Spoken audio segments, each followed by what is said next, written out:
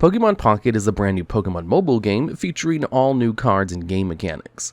Compared to the tabletop game, Pocket's cards are of much lower power level, and a bit simpler, and there's some rule differences. With the launch set, many powerful Pokemon EX have established a spot for themselves in the early metagame. Today, for our first Pokemon Pocket video, we'll be looking at the top 10 Pokemon EX. And starting things off at number 10, we have Exeggcutor EX. This Stage 1 Grass-type Pokemon has 160 HP and the Tropical Swing attack. For 1 Grass Energy, Tropical Swing deals 40 damage plus 40 more if you win a coin toss. This card is an excellent example of differences between Pokemon TCG Pocket and the tabletop trading card game. Not only is the card very simple, but its strength also comes from Pocket's unique mechanics. One of the main differences between the game is how energy works. In the tabletop TCG, you have to draw energy cards from your deck like any other card. In Pocket, you attach 1 energy card from the special energy zone. To complement this change, the player going first cannot attach an energy card to the Pokemon on their first turn. This rule means that in order for the player going first to attack on their second turn, they need to use a Pokemon with 1 energy attack cost. While many evolving basic Pokemon have 1 energy cost attacks, the opponent being able to set up a Stage 1 Pokemon with 2 energy on it likely means they can KO anything with lower HP. Exeggcutor EX's large HP of 160 makes it extremely difficult for many decks to KO it easily in the early game, especially when receiving healing from Erica. And its 1 energy cost Tropical Swing means it can deal reliable damage output if you go first. Although decks like Mewtwo EX and Charizard EX can one-hit KO the card in the late game, Exeggcutor's damage output puts a lot of pressure on these slower setup decks to answer it. Tropical Swing may require 2 1 coin tosses in a row in order to 2-hit KO many Pokemon EX. You don't really need to. And because this card has such good durability, there are many opportunities to flip heads on Tropical Swing coin flips for extra damage. Disregarding any coin flips, just dealing some chip damage in the early game can clear the way for a late game Venusaur EX to clear out opposing Pokemon EX. All of these factors make Exeggcutor EX a staple in Grass-type strategies. Sadly, Grass-type decks are rather fringe in the metagame, so this card finds itself on the bottom of this list. And at number 9, we have Wigglytuff EX. This Stage 1 Pokemon has 140 HP and the Sleepy Song attack. For 3 colorless energy, Sleepy Song deals 80 damage and puts the defending Pokemon to sleep. When a Pokemon is asleep, in between turns, the Pokemon's controller flips a coin. If heads, the status condition is removed. If tails, the Pokemon remains asleep and cannot attack or retreat. Just like the previous card, 80 damage per attack is very reasonable. 2-hit KOing many of the best Pokemon in the metagame. What really makes Sleepy Song an interesting attack is the status infliction. On turns where you aren't getting knockouts, the defending Pokemon being asleep can somewhat skip your opponent's turn by denying their attacks. The main issue with Wigglytuff EX is its high energy cost. Getting 3 energy into play takes some time, and fully committing that energy into a Pokemon won't do anything immediately, giving your opponent a lot of space to set up, made even worse if you go first. To help mitigate the weakness, Wigglytuff EX strategies also utilize alternate attackers with 1 energy cost. Of the various attacker options that exist, the most popular and successful is Wheezing. While in the active spot, the Gas Leak ability lets you poison the defending Pokemon, causing it to take 10 damage in between turns. The combination of Gas Leak and the card's Tackle attack make Weezing an excellent early game option for dealing damage to your opponent's Pokemon as you set up a Wigglytuff for later. Weezing also has added utility thanks to Koga support cards, which lets you put an active Weezing into your hand, potentially preventing your opponent from getting KOs on low HP Pokemon, and helping you move a Wigglytuff EX into the active spot. The options for cards to pair alongside Wigglytuff EX are limitless thanks to the card's colorless attack costs, making it one of the more versatile Pokemon EX currently in the game. And at number 8, we have another Stage 1 card in Marowak EX. For 2 fighting energy, Bone Meringue makes you flip 2 coins and deals 80 damage for each heads. This card is the textbook definition of unreliable, with the attack having a 25% chance of dealing no damage at all.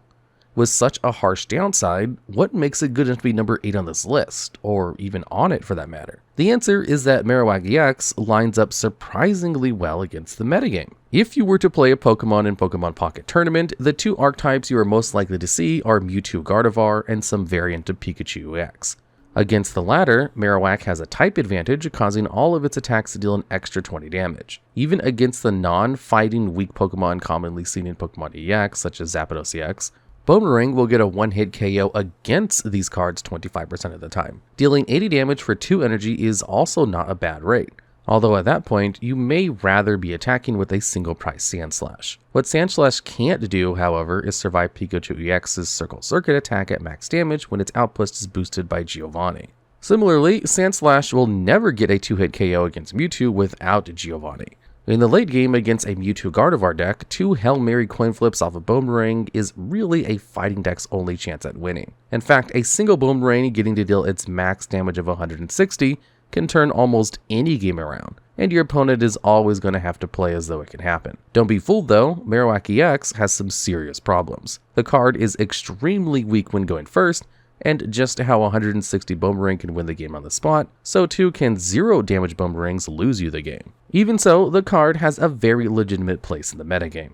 And at number 7, we have our first Stage 2 Pokemon in Charizard EX. For 1 Fire and 2 Colorless Energy, Slash deals 60 damage. Also for 2 Fire and 2 Colorless Energy, Crimson Storm deals 200 damage and makes you discard 2 Fire Energies attached to itself. Slash is just too weak for its energy cost and should not be used unless you're in really dire circumstances. Crimson Storm is really the only reason to use this card in competitive play. The attack deals enough damage to one-hit KO any Pokemon in the game. Such high damage output makes Charizard EX a very appealing card, especially with Moltres EX being easily able to set up its high energy cost. From the very first turn you get to attack, Inferno Dance can attach upwards of 3 fire energy to your bench Pokemon in any way you like. Charizard EX is a strategy which carries both high reward and some risk. As a Stage 2 Pokemon, this card is inherently less consistent than other Pokemon because you need to draw both the Stage 1 and Stage 2 cards in the correct order. Adding on to the consistency issue is the deck's over-reliance on Moltres EX. If Inferno Dance doesn't flip well, it takes too long to manually attach energy for a Crimson Storm. The deck also has some poor matchups in the metagame, as Moltres gets super effective by Pikachu and Charizard by the many Water-type Pokemon EX in the game. If Charizard EX gets set up quickly, the strategy looks unstoppable, but it faces some issues that prevent it from doing so and being higher on the list. At number 6, we have Articuno EX.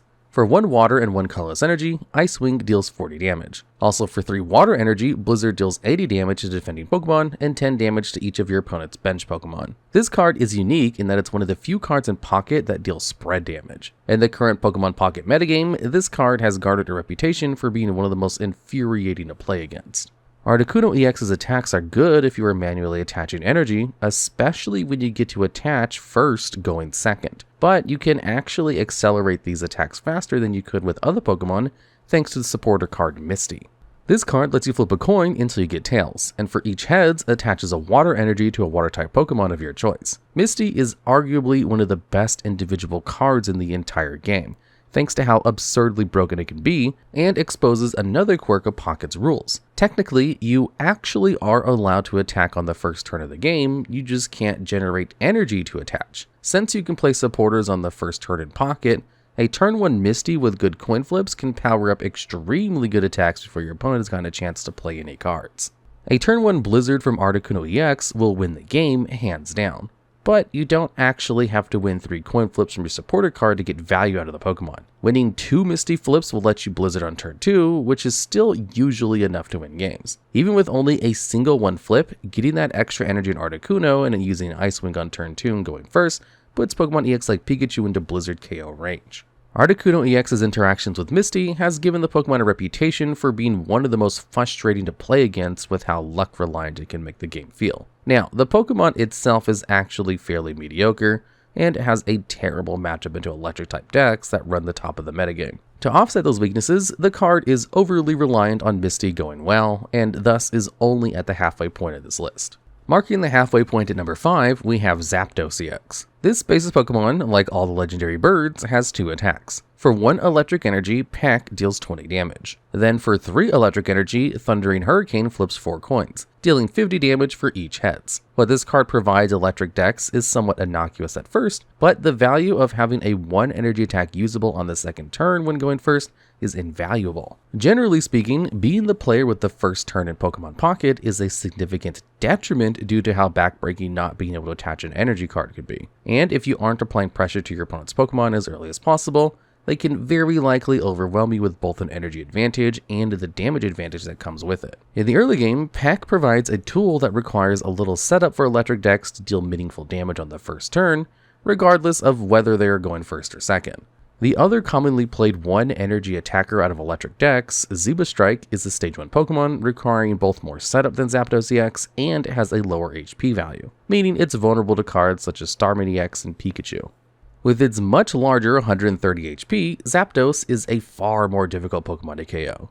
Even with most of its utility coming from its ability to reliably spread small amounts of damage to a Pokemon in range of KOs from the deck's other attackers, the card isn't just an early game tool either. If you find yourself not needing to develop other attackers, you can work towards powering up Thunder Hurricane. Although it's somewhat unreliable, the attack is one of an electric deck's few tools to one-hit KO high HP Pokemon EX in dire situations. If one finds themselves against a fully set up Mewtwo or Charizard EX, a last-second Thundering Hurricane can turn around the game in approximately 1 out of every 8 games. Zapdos EX is a mainstay in almost every electric-type deck in the Pocket metagame, fulfilling its role well. And at number 4, we have another water type in Starmie EX. This Pokemon is a stage 1 with a single effectless attack. For 2 water energy, Hydro Splash deals 90 damage. What the card lacks in flashiness, it makes up for in sheer efficiency. While the attack may be unassuming at first glance, 90 damage is an extremely important number to hit in Pokemon Pocket because it one-hit KOs almost all meta-relevant Stage 1 non-EX Pokemon.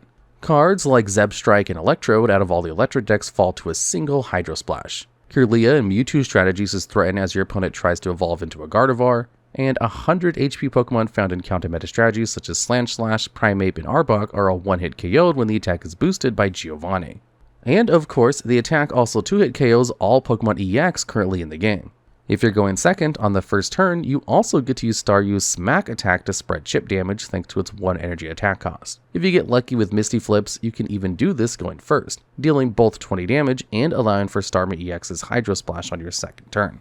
On top of such good offensive power, Starmie EX also has strong utility provided by both its HP, giving it just enough durability to survive critical attacks, and its free retreat cost. For example, Pikachu EX's Circle Circuit attack with a full bench of electric-type Pokemon, boosted by both weakness and a Giovanni, caps at dealing 120 damage, leaving Starmie with 10 remaining HP. After surviving the attack, you can retreat with your no cost to a higher HP attacker, preserving energy on the board in case you need your 10 HP Starmie EX for later. All of these good features make this card easily the best Water-type Pokemon EX in Pokemon Pocket, and a staple for any player looking to use Water-type Pokemon. And at number 3, we have Moltres EX. This card was mentioned when discussing Charizard EX, and is the best enabler for a variety of Fire-type strategies thanks to its Inferno Dance attack. For 1 Fire Energy, you can flip 3 coins. For each heads, you attach a Fire Energy from your Energy Zone to your Pokemon in any way you like. Also, Heat Blast deals 70 damage for 1 fire and 2 colorless energy.